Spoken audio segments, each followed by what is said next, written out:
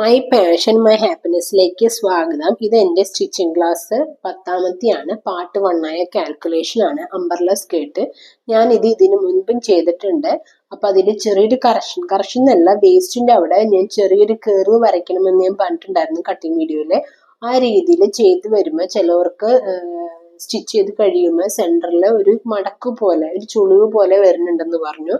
അങ്ങനെ 2-3 പേര് എന്നോട് കംപ്ലൈന്റ് പറഞ്ഞു. അതുകൊണ്ട് ഞാൻ ഇതൊന്നും കൂടി ചെയ്യാമെന്ന് വിചാരിക്കുന്നു. വേറെ വ്യത്യാസങ്ങളൊന്നുമില്ല. കട്ട് ചെയ്യുമ്പോഴുള്ള ഈ ഒരു ചെറിയൊരു വ്യത്യാസമാണുള്ളത്. അത് ഞാൻ ഈ പ്രാവശ്യത്തെ വീഡിയോയിൽ ക്ലിയർ ആക്കി തരാം. നമുക്ക് ഇനി ഇതിന്റെ കാൽക്കുലേഷനിലേക്ക് കടക്കാം. നമുക്ക് ആവശ്യമായിട്ടുള്ള അളവ് full length 14, waste 19.5, 0 to 1 waste plus 8 inch. ഇവിടെ ഞാൻ 8 ഇഞ്ച് കൊടുത്തത് ഇലാസ്റ്റിക് വെക്കുന്നതുകൊണ്ടാണ്.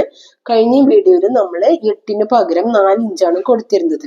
വേസ്റ്റ് പ്ലസ് 8 ഇഞ്ച്, അപ്പൊ 19.5 പ്ലസ് 8 ചെയ്യുമ്പോൾ 27 കിട്ടി. 27യുടെ 4-1, അതായത് 6.8 വരും. അതാണ് നമുക്ക് 0 to 1 കിട്ടുന്നത്.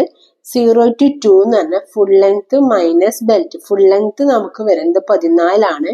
അതിന് 1 ഇഞ്ച് കുറയ്ക്കണം. കാരണം നമ്മൾ അളവെടുത്ത് വരുമ്പോൾ ഫ്രണ്ടിലേക്കുള്ള ബെൽറ്റിന്റെ അളവും കൂടി ഉൾക്കൊള്ളിച്ചിട്ടാണ് നമ്മൾ അളവെടുക്കുന്നത്. അതുകൊണ്ടാണ് ഫുൾ ലെങ്ത് മൈനസ് ബെൽറ്റ്. ഇപ്പൊ 14 മൈനസ് 1 ചെയ്യുമ്പോൾ എനിക്ക് 13 കിട്ടി. അതിനൂടെ 1.5 ഇഞ്ചും കൂടി ഞാൻ ആഡ് ചെയ്യാണ്. ഇപ്പൊ 14.5 ഇഞ്ച് എനിക്ക് 0 to 2 കിട്ടും.